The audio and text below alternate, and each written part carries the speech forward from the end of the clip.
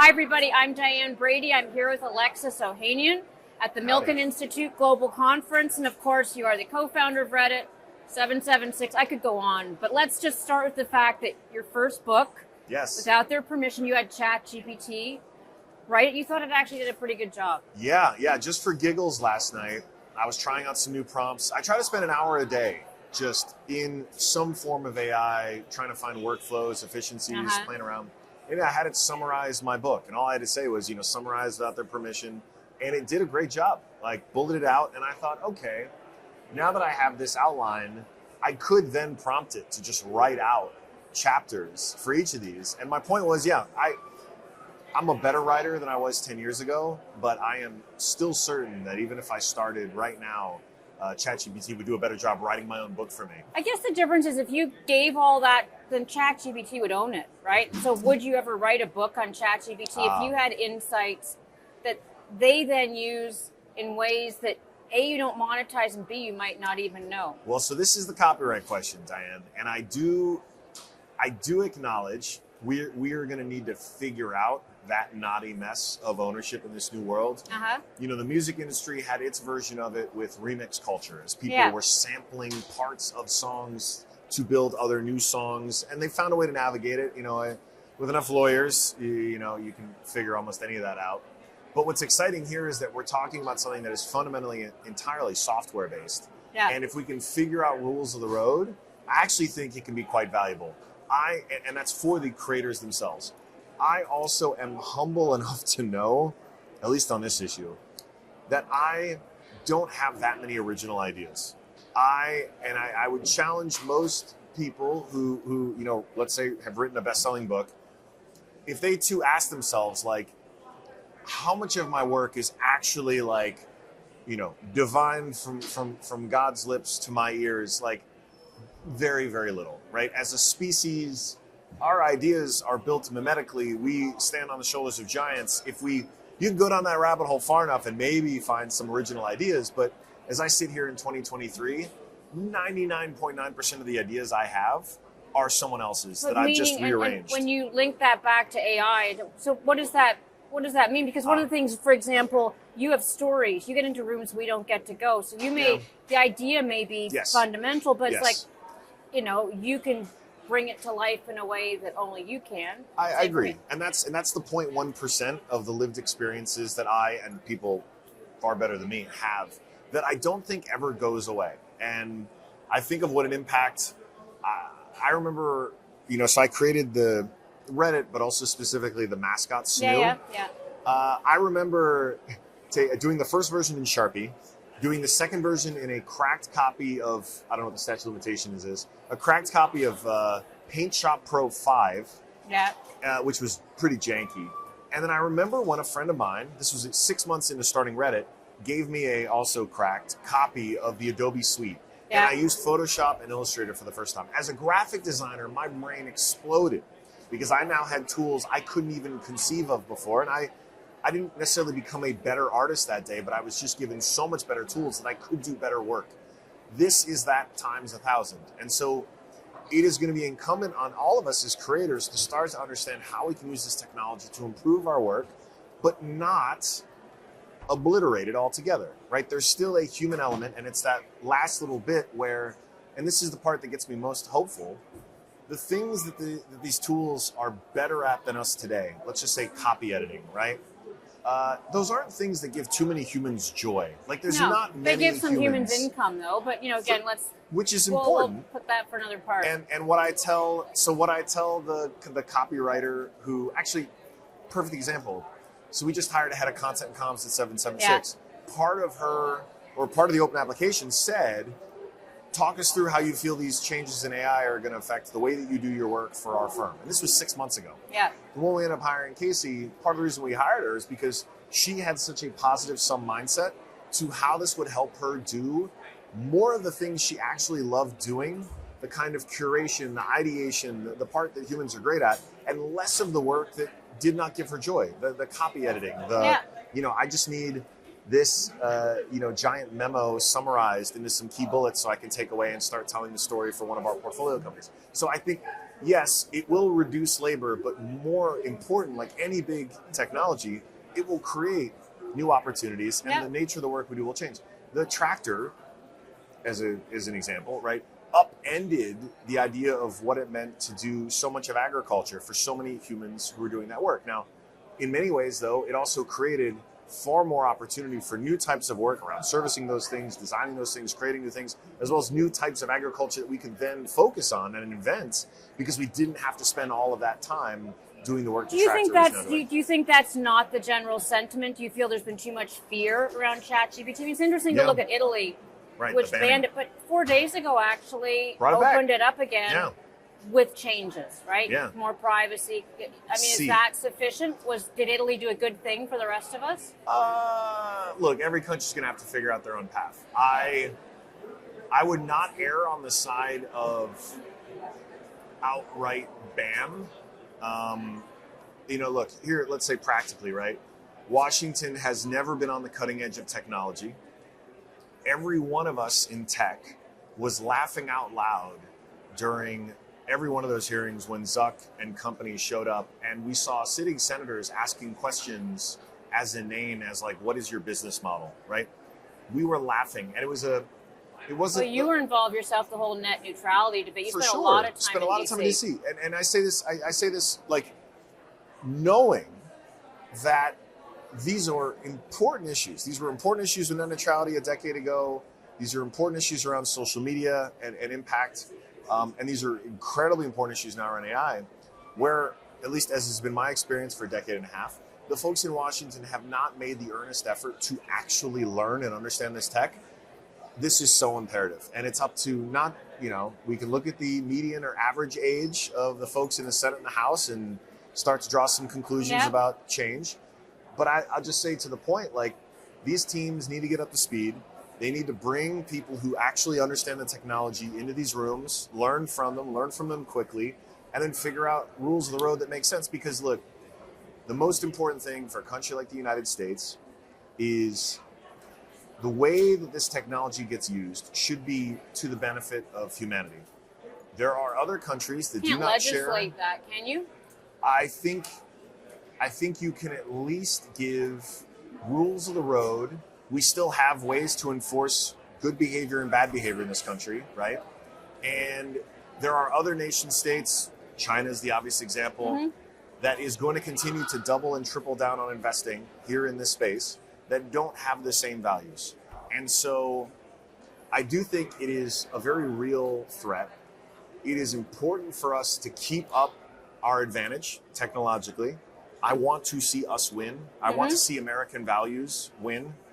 The way this technology gets used could very easily turn an already powerful police state into an infinitely more effective police state. Those are, we're talking about China. What about the type of privacy legislation we've seen in Europe? Since we're talking about that, is that a good model for the U.S. in light of this technology? Because I think of you as defaulting to as much hands off as possible has been the history of our conversation. Generally speaking, yes.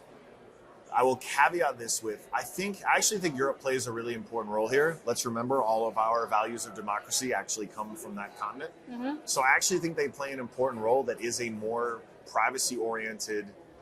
They've obviously seen the horrors through the 20th century of where, overreach and privacy rights get obliterated. So I think they actually play a really important role here. If you look at the output, though, even things like GDPR and whatnot, at the end of the day, that created a bunch of pop-ups that are kind of annoying when we're using websites. Did it ultimately have a big enough impact, actually accomplishing what I think they wanted to accomplish? I would say probably not. But I do think having that voice in the room, in the global room, let's say, is a really important one, because their values are more centered on privacy than ours in the United States. I do like the fact that, and I do believe the fact that ultimately individual agency is going to be an important part of this new wave.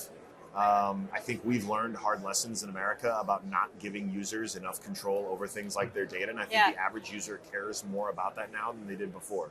I want to ask you about crypto in this context, because I know you've talked about it a lot in the past. Your moment, was it FTX imploding or whatever? there's an obvious immediate call for a policy response around crypto, let's just leave it at that, blockchain, et cetera. I mean, how do you think that's playing out? I'm not turning you into a policy pundit. Sorry, I didn't know we were going to do that. We'll talk about manhood and space next. But it's but I'm really curious because that is a realm that is so fast changing. It's hard for anybody to truly understand. A lot of us didn't even understand really the model of FTX. Yeah, well, look, I first waded into crypto back in 2012, seeding Coinbase. I was in the ETH pre-sale. I've been in this for a minute. We've had a decade for good, sensible regulation that didn't show up. And so it's a little frustrating, frankly, because there have been good actors. Like I said, I'm the earliest investor in Coinbase. I feel like Coinbase has been one of those that has continued to seek out clear guidelines, has tried to be as above board as possible from the start. You do have outright frauds, at least allegedly. Well, I think you've survived, like a Mt. Gox. There have been many that have fallen by the wayside. So was legislation really something you needed to succeed? I know, even when it comes to clarifying questions around is something a security or not, things still like that. Open for debate, right? I mean, if you saw, we all saw that really painful to watch commentary from Gensler there, trying to. I guess not trying to answer questions about some pretty clear-cut things. That is a perfect example of something that we need clarity on. It's been a decade. Let's get that. And when you have companies that, like I said, like Coinbase, that are trying to do everything right, that are having to look at considering moving offshore, we need that innovation here. I think as we see this wave of AI, which, yes, that is the new, we are in a crypto winter, we're in an AI summer. It is a hot AI summer now. Bias, right? It's the hot thing. Yeah. And if I looked forward another 5 years, let's assume AI continues to proliferate. Let's assume content creation is now almost effortless. We have a glut of new content, whether it's just pictures of cats playing chess, right? A glut of whatever you can come up with at your fingertips. I actually think part of the next crypto spring is in an environment where there is a surplus of content, AI generated everywhere all the time. It actually becomes incredibly valuable to have a decentralized global ledger that is a source of truth that everyone can look at that says, this is real. I just had a fake Twitter account set up that is sending out messages to people as we speak. Perfect example. Yes, so I actually think this proliferation of AI is going to be a big part of what brings back the next crypto spring, because we will need to be able to verifiably say, yes, that was President so-and-so giving that speech at that time, at that place. Here is the actual verified video clip of that thing on chain. Again, that is actually the perfect use case for a global decentralized ledger that now has tremendous value, because there's actually potentially infinite sort of fake AI generated versions of that thing. Can I ask you another question, Sure. which is, since this is your life, Alexis Ohanian, but for better, for worse. You're very active on various social media platforms. What do you think about that decision that was made about Twitter around what is the value of the blue check mark? The blue check mark. Because do you have your blue check mark? I did not get a blue check. Forbes should do this for you. Forbes. You know what it is? There's a philosophical argument. It feels to me a little bit like it's become the equivalent of a MAGA hat, right? Yeah. That having the blue check mark is like, I support. Well, look, I'm staying neutral on this, but no, the check marks are all gone for us and for most journalists. So I understand this. I'll from the point of view of Elon, I'm just guessing, I'm not Elon's friend, I don't have any inside info. Yeah. But I think of it like I am a product builder. And we thought about this, I talked about this a lot at Reddit, about whether or not to verify or how to verify. We were lucky because I designed Reddit to be pseudonymous, just because that's how video games I played, everyone had a pseudonym. So verifying identity was almost like a public service, just to prove that Fluffy Bunny 16 is who they say they are. Here's their government name, you know them because they're a celebrity or whatever. So verification was a product choice, and it was a user experience decision that was a better user experience for people on Reddit, for instance. Instagram, Twitter, certainly Twitter first and foremost, made that blue check something that had originally that same idea, which is, hey, there's 50 people claiming to be Diane, here's the real one. Yeah. But over time, it metastasized into something that was a privilege, where you had to know the right person. And I'm not going to lie. It's like slipping under the velvet rope. Yeah. Hey, look, I'm mad at I'm it. worthy. Don't get me wrong. When I got my first blue check mark, or when I got my blue check mark, the OG one, many moons ago, I felt kind of good. I was like, hey, I made it. Yeah. And there were plenty of founders, CEOs over the years who, would ask me like, hey, how'd you get that blue check mark? Blah, blah, blah. And I'm just like, I don't really know. It just kind of happened one day. Now you can say I'd pay $8 a month for it. That's, but I think that we created a cult, like, so there's the product decision, which actually Magic Wand. You felt it was neutralized before we came to yes, this point? I think it was a poorly, like a lot of things. Elon does not have he doesn't waste time on the sort of formalities of the messaging. No, I'm not making this a diss about him. It's more like a and so I think we created a culture around it. It is, at the end of the day, just a product decision that if we could Magic Wand remove the culture, I could look at, and I think most people could look at pretty soberly and just say, yeah, like companies should be able to verify, because the only exception here would be celebrities. Like, yes, a celebrity is not going to have their talent agency logo next to their face. But like that's much easier to verify. That if you're, the use case for the vast majority of folks, say journalists being a common one, is I just need to prove that I'm a real journalist. And how are you a real journalist? Oh, because you have some publication you work for. Okay, put the onus on the business. It's a business expense, and it's verifiable. And unfortunately, the culture got so wrapped up into it that I understand it's a bigger thing.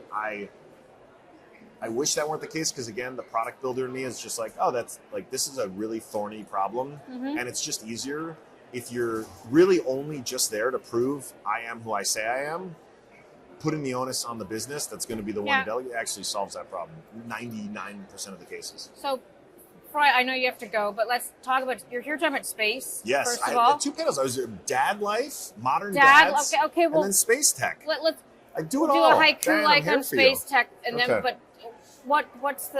is this intriguing new areas of investment? What are you talking about that we may not know about? So 776 is a generalist early stage firm. So I will be the first check in a women's football club, Angel City FC, in a blockchain company, a Coinbase, or a space tech company. So we've got two. One is called Stoke, which does these smaller reusable rockets. The other is called Astroforge, which is their plan is to literally mine an asteroid for rare earth metals, refine it, and bring it back to Earth. Kind of like the plot of Armageddon, except instead of planting the nuke, you're extracting like platinum and bringing it back to Earth. With a better outcome. Much better. Than Armageddon. Much better. And you look at this and you think, okay, we have something that's still very capital intensive, but thanks to the work of SpaceX as well as Blue Origin and others, we've now seen the advent. I mean, private space tech that's a really viable sector. And this is another area where I think it's imperative for America to continue to be leaders. It does break my heart. I see the work the Stoke team is doing. They're in the Pacific Northwest. Astroforge is down here in LA. I see the work these companies are doing. This should be so inspirational to Americans. There's a giant American flag in each of their warehouses, right? This is one small step for man. Hey, let's thank you, Neil Armstrong. Let's not forget, right? The folks who made this possible, combating or getting ahead of the Soviets back in the day with the initial space race, NASA. Those were pioneers that opened the door. That is American excellence. It opened the door for so many technologies that help us here on Earth. And I'm disappointed and saddened that the narrative gets so far afield. Becoming a multi-planetary species is dope, but it is not at the cost of what we have here on Earth. So much of the technology that's being done in space tech that we're investing in is to help us have a better life here. Frivolous? Yes, that's it is. The way I see it framed, even the commentary around the rocket that exploded, it's just. There's a weird Schadenfreude around that. Yes, that was weird. And I get it, and I would just ask folks to separate feelings they might have for literally one person, the CEO of the company, from the meta, which is if we as a country have been able in our short life to do some really amazing things. We've done some horrific things too, but the amazing work that happens here through technology, and in this case, space tech. Is something we should all be inspired of. We should all be celebrating because it's going to help us and our kids live better lives here on Earth. Yeah. And I don't know. I have only a few memories. I was born in '83. I remember what a sad day it was around Challenger, because I remember seeing the images of that day later growing up. It. And it was horrific. So I didn't even live it vicariously. I lived it vicariously through other people's memories, but it was such an image, right? And obviously human lives were lost, but you start to see this narrative that I think we lost our ambition and our swagger in space. And I just love the fact that it is back. And yes, it is a public-private partnership. NASA is still doing incredible work, but the private sector has leaned in a big way. And we should all be it's true. I think you're right. The narrative has been much more around being examples of excess as opposed to examples of technological excellence. And okay, last point before you go, which is Dad. First of all, congratulations. Thank you. Baby 2 on the way. Baby 2. Yeah. What is it about manhood that you wanted to speak about in terms of the challenges of tell me a little bit. I'm sorry I missed your session asked me, on it was future early. men. It was early, but they asked me to come on. I've obviously spoken a lot about paid family leave, how important that's been for me. I will be taking it, of course, with the birth of our second child, like I did with Olympia. But the bigger thread here is there is a new era of fatherhood that's emerged, and it's my generation of CEOs who have been able to have the space to start to talk about and execute on how important it is for us to be amazing business leaders and amazing parents and family men. And it is a harmony. It's not a balance. You're always trying to find that struggle. But what's so exciting is, this is what I talk to so many of my peers about now. Those of us who are lucky enough to have kids, we talk about how we're trying to do not just our best work of our lives, but also show up in ways that we know our parents, our dads in particular, couldn't have. And so this idea of the business dad, it's crossing sectors. It's not just business. I talk to alpha males in sports, in finance, in marketing, in media, across every sector. You think the pandemic accelerated that? I think it helped a ton. I think that is a silver lining from it. And for so many of us who get to do our work using technology, the nature of technology is it's more autonomy, it's more freedom, it's more flexibility. So we're not sitting there first thing in the morning, in the physical space, needing to work the line and then waiting for the bell to ring. I feel very, very fortunate that we get to have the chance to articulate a different vision for what fatherhood can look like. Because I would argue, and this is the part I got to do the work now, but I'd argue that in 40 more years, when you look at my career, I'm going to bring the receipts, and you're going to see, you'll have to ask my daughter, but you're going to see that I outperformed my peers, and the people who really matter to me, my family, said I showed up too. Yeah, and hopefully changes the conversation around women. And that's exactly it, right? Especially in the modern era, women have been asked and chosen, but also been asked to bear both of those things, right? So I'm looking around going, I have total confidence that men can do this because women have had to do it. And so the byproduct then with men having the space and creating the workplaces that acknowledge that we're more than just our jobs, and we also give a damn about our kids, it obviously then makes it easier for women, whether they want to enter the workforce or not, whether they want to do it. I don't care. I just want to create that equality of opportunity so that my daughter can do whatever the hell she wants and feel like there is the chance for her to be her best at work, at home, doesn't matter. And as a mother of three, all hail. Good luck to you. May the wind be at your back. And thanks for joining us. And thank you, Diane. And I want to say one other thing, too. Part of the reason I feel so confident about this is not just because I talk to 20-year-old CEOs who are thinking about building their company. They're not even thinking about building a family. But they already think this way, including the men. But I talk to a lot of the folks who are here, the gray beards. I got a few myself. But the folks, the men specifically, who are in their 70s, 80s, 90s, who have had incredibly successful careers. You pull them aside, you talk business dad to business dad. Without fail, every single one of them says the same thing. I have more money than I know what to do with. I don't have enough time. And thank God I have grandchildren because I get a second chance that I squandered with my own children. And so if you have enough billionaires telling you this, it's not that hard. It's like I feel like I've been given the answers to the exam ahead of time. Yeah. And I just They get to could do look it here. differently. This is what they would do. This is so what they let's would do do. it So now. I'm like, well, shit, okay, y'all seem to know what you're doing. And if this is what a life well lived you still feel regrets about, great. I don't want to be God willing, if I can be at that age, I don't want to be looking back with those same feelings. So great, let me figure it out. And then this is the gigabrain version of this. And I got to do the work. There's a whole generation of us doing the work. But I actually think it will lead to more successful financial outcomes. I believe that with that alignment, it actually makes more money, which is the crazy part. Because if you unlock that, you now have no reason not to want to build businesses this way. You have no reason not to want to orchestrate your organization as a CEO this way. Because if it means more money and you're at the end of your life feeling like, yeah, that was good. The people I love actually love me and know me.